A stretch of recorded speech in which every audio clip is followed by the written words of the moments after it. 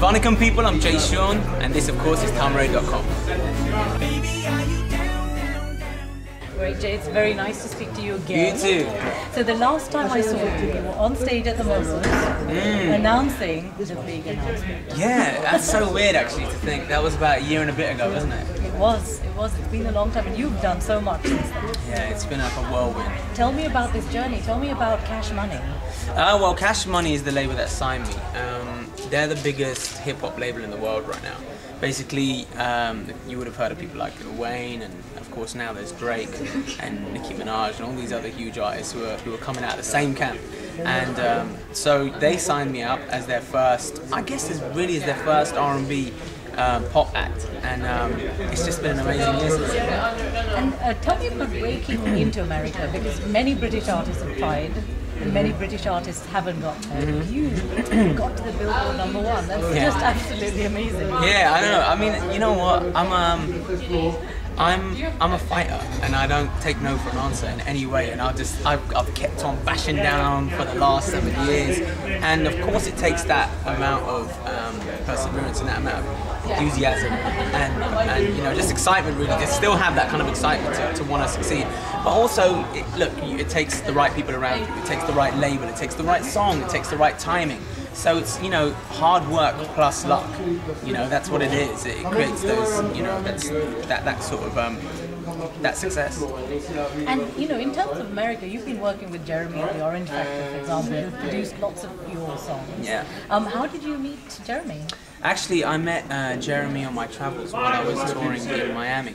I had a show there with Tara, who was his artist at the time, and so you know we met. I saw Tara do her thing, and I liked her music. She's incredible. Yeah, and you know now she's on my team. She's basically my day-to-day manager now. Wow. It's incredible. That's how that whole thing turned around.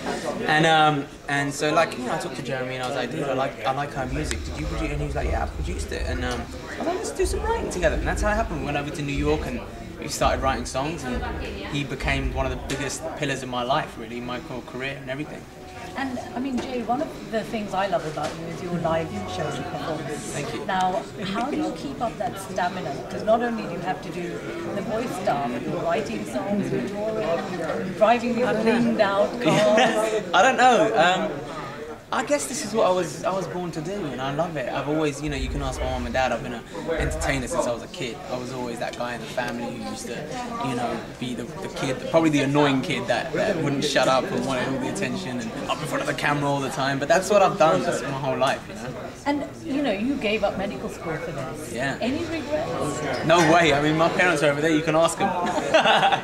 And, you know, how have your family responded to your incredible success? I mean, how else would a family respond? Do you know what I mean? They're over the moon. They're happy. They're so happy.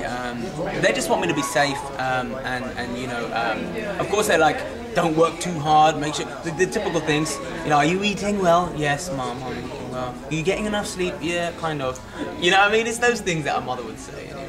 And working with Sean Paul, what was that experience like? Oh, it's great. Sean's one of my favourite friends in the music industry, just because he's such a down-to-earth, really cool guy, you know, and he's just, he was a lot of fun to work with on the set. It was just really, the whole experience was great.